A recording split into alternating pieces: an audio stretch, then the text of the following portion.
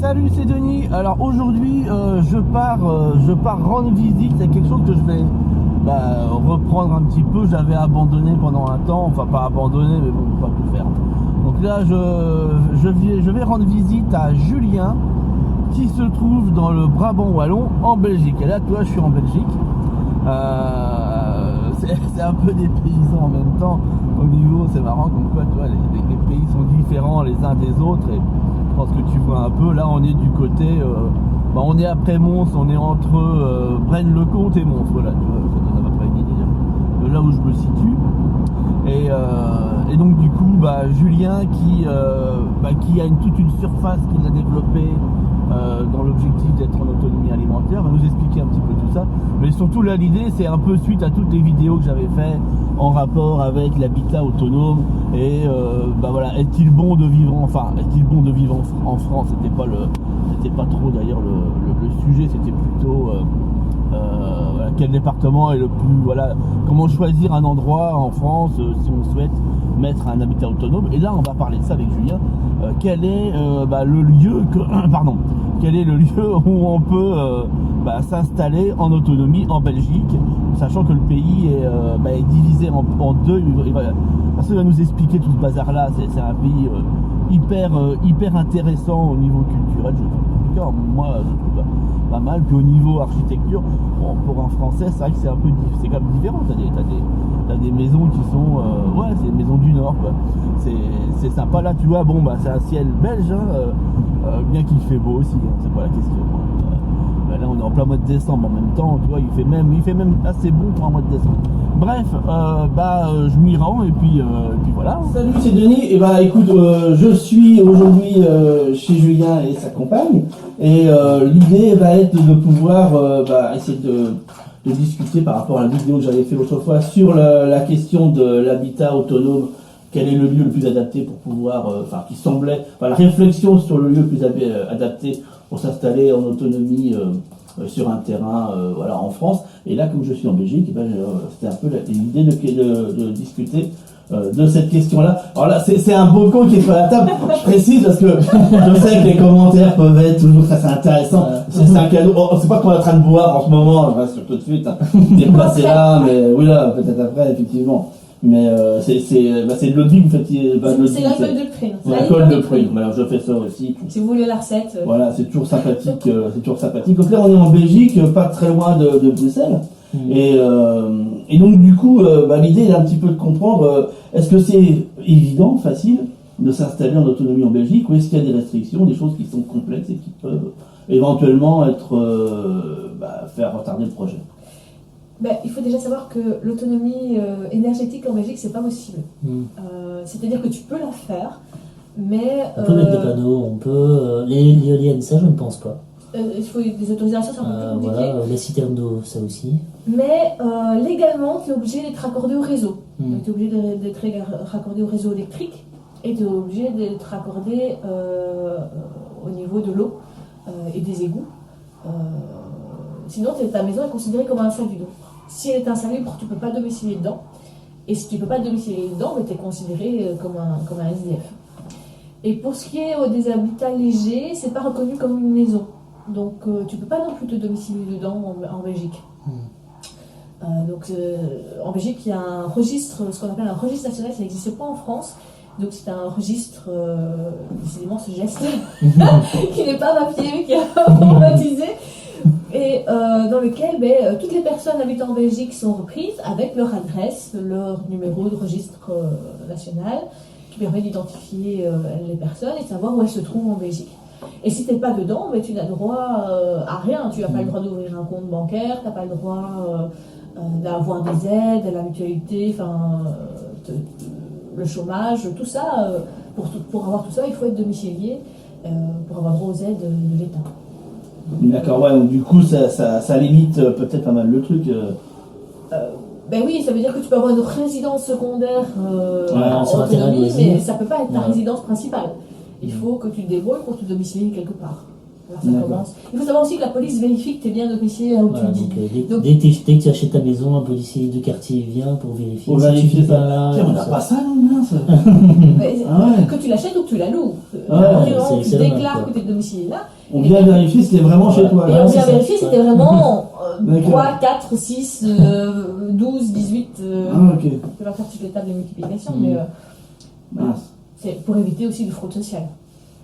Ok. Pour éviter de dire que tu habites tout seul si en Si fait t'es en vous êtes couple, 6, tout ça, voilà. ou dire que vous êtes en couple alors que. Ça se trouve, il y a la même chose en France, mais que je ne sais même pas. C'est pas possible.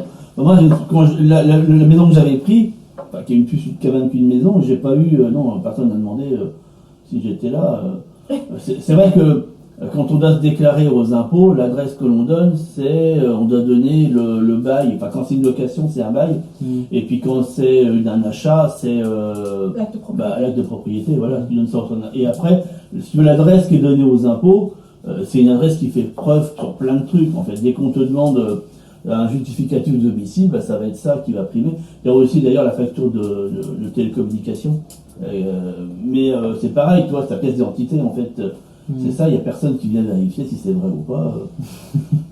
Si ça se trouve, en plus, c'est le cas. Pour moi, c'est pas été le cas. Ça n'a pas été le cas. Et du coup, si on veut s'installer en yurt ou ou en cabane, habitat léger, est-ce que c'est faisable? Est-ce qu'on peut prendre un terrain dit non constructible ou dit, comme c'est le cas pour la SAFER en France, dit agricole?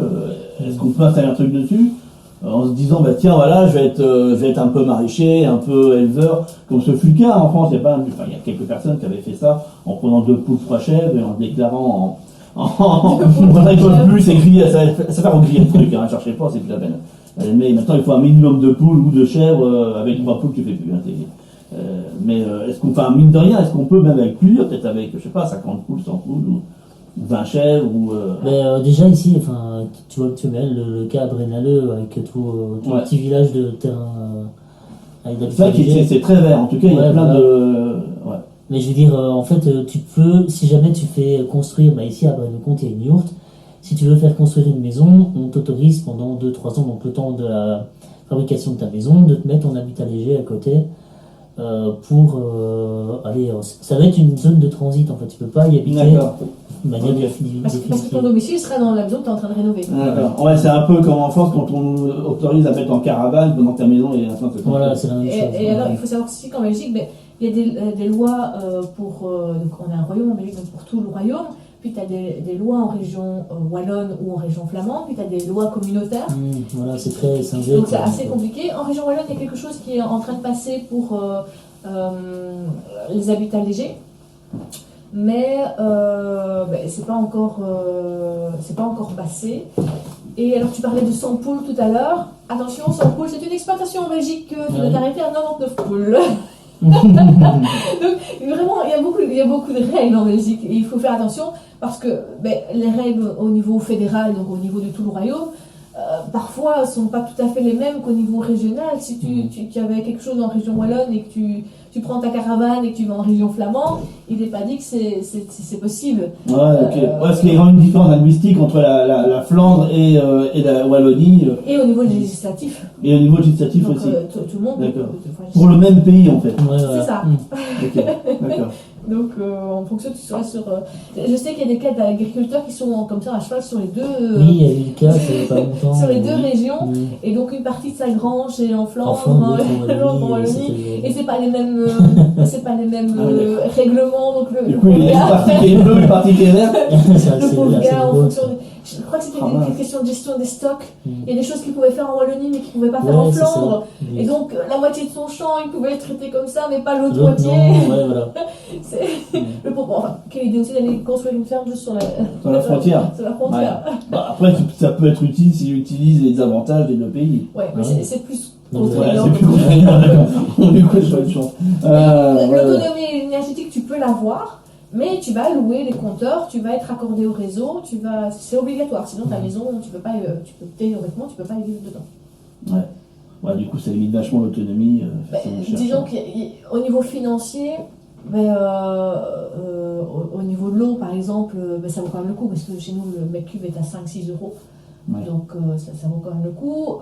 Maintenant, il faut bien prendre en compte que tu vas louer les compteurs, l'utilisation du réseau pour l'électricité, parce que tu vas réinjecter un peu d'électricité. Donc voilà, il y a des taxes. Maintenant, ils ont mis une taxe si tu as des panneaux solaires. Je pense que c'est 200 € par an que tu dois verser parce que tu utilisais le réseau. Donc il faut bien réfléchir, il faut vraiment être sûr que financièrement, est-ce que ça vaut vraiment le coup ou pas. En tout cas, tu peux pas mettre tes panneaux solaires avec des batteries. Comme moi j'ai fait, tout quoi. ça, voilà. Non, ça non. Il faut réinjecter dans le Tu service. dois être accordé au réseau. Il y a une possibilité que ça change, ça, vous le sentez ou vraiment Sincèrement, Il y a des gens qui veulent, comme je t'ai dit, il y a 10 000 personnes en Belgique qui habitent en habitat léger, donc c'est qu'il y a vraiment une demande, mais c'est le tout c'est d'enlever ce flou juridique et de faire en sorte que ce soit faisable. Mais bon. Et dans ces 10 000 personnes qui viennent à l'habitat léger, ils ont forcément un habitat principal classique. Non. Mais je dis les baraques à Louvain-la-Neuve, ça c'est leur habitat principal.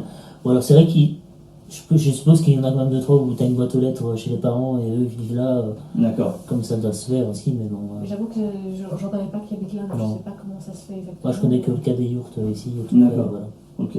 Bon bah si parmi vous il y en a qui sont dans ce cas-là, qui souhaitent en discuter, pourquoi pas.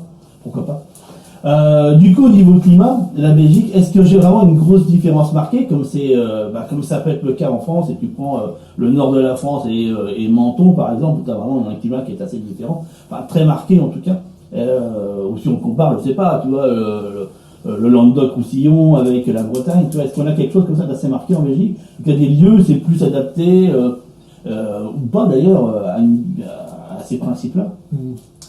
Mais par exemple, en Ardennes, l'hiver arrive beaucoup plus vite que par rapport à ici. Donc on est plus C'est montagneux, quoi. Enfin, Ouais. dans ce qui serait montagneux, Les Vosges, les Vosges. Mais 694 mètres, on y tient. Ouais, c'est vrai. On en a un. Mais il faut savoir qu'en Belgique, il y a déjà plusieurs régions linguistiques. Donc on a la Flandre, on parle une version flamande du néerlandais. On a la Wallonie où on parle le français. Puis on a la communauté germanophone qui est tout petite, dont on n'entend pas souvent parler. J'avoue, ils font leur vie dans leur coin et qui parlent allemand. Puis on a Bruxelles qui est un peu un melting pot. Donc au niveau climat, on a tout ce qui est côte. On a quand même la mer en Belgique. Donc, la mer du Nord. La mer du Nord, où là on est plutôt sablonneux. Et j'avoue que je ne sais pas très bien quelle culture il y a là-bas. Je vois souvent des parquets de fraises qui viennent de Flandre, donc je suppose qu'ils font de la fraise. Après, la Flandre, c'est pas que la côte, quoi. Donc, j'ai vu qu'il y avait la Flandre occidentale, la Flandre orientale. T'as la Flandre, mais en fait, t'as tout le pendant la région wallonne au niveau de la Flandre. Hein, c'est pas que la mer. On a tendance à leur croire qu'ils ont que la mer, mais non. Et puis les fraises, c'est quand même des fraises de Wépion, c'est plutôt... attention. Ok, Wépion, ça se trouve plutôt du côté de Liège... Ah oui, d'accord, donc on a un peu plus en bas. Là, je donne un gros rayon. Et donc, donc on a ce côté, ce climat plus côtier. Puis on a les Ardennes, où, comme tu dis, là, ça fait déjà 15 jours qu'ils ont du gel la nuit, alors que nous, on a encore ici, du côté de Braine-Comte, côté gelé blanc. J'ai vu que là, il ne fait pas très froid. Voilà, on a quand même un hiver un peu doux. Enfin, un hiver, c'est le 21 décembre, l'hiver. On n'est pas encore. Oui, c'est vrai. Ça peut changer la semaine prochaine, il peut faire très froid. Ouais, c'est vrai. Non, faut le dire. C'est pas complètement faux. Mais du coup, cette différence linguistique que l'on trouve là au niveau de la Belgique, est-ce qu'il est facile pour quelqu'un qui est francophone de se dire, il se trouve, j'ai trouvé un super terrain, il est en Flandre, il y a un petit corps de ferme, c'est vrai que je pourrais reprendre pas mal de trucs, peut-être qu'il y a certaines lois qui sont peut-être plus favorables pour l'environnement. Est-ce qu'en Flandre, il y a des lois plus favorables pour l'environnement? En fait, non, là, c'est dit, non, la compétence environnementale, elle est, de nouveau, il y a des lois au niveau régional et fédéral. Et donc, il faut que tout le monde se mette d'accord avant que quelque chose passe. C'est un peu compliqué. Maintenant, à partir du moment où la personne apprend le néerlandais, parce que ça c'est une obligation, je pense, presque légale en Flandre, de parler la langue. Ce qui n'est pas simple, j'ai compris que c'est. Enfin, non, c'est pas très sexy. C'est une langue à part. J'ai regardé une chaîne flamande, j'ai fait quand même. C'est une langue melting pot, vraiment, où tu as des mots de néerlandais, de français. C'est vraiment une langue. Pour un français, ça sert assez. Le Marseillais qui trouve son petit coin de paradis en Flandre et qui vient apprendre le flamand. Moi, je l'entends parler. D'accord, avec l'accent. Bon, voilà, vous savez, super. Un petit cadeau de Noël. Donc, à part ça, il faut juste que, pour un Wallon, il faut juste qu'ils sachent que la législation n'est pas forcément la même en Flandre. Donc, il faut vraiment faire attention à ça. Maintenant, on parlait d'acheter des terrains. Moi, je trouve que l'endroit, c'est la province de Liège, où on a une partie vraiment forêt de résineux assez importante. Et pour moi, il doit être. Où il y a une aussi population démographique moins dense. En tout cas, il y a des grosses villes, et puis il y a des plus grosses parties où on doit pouvoir trouver un terrain avec un bout de forêt, un gros bout de forêt, à mon avis. Voilà, voici. Super.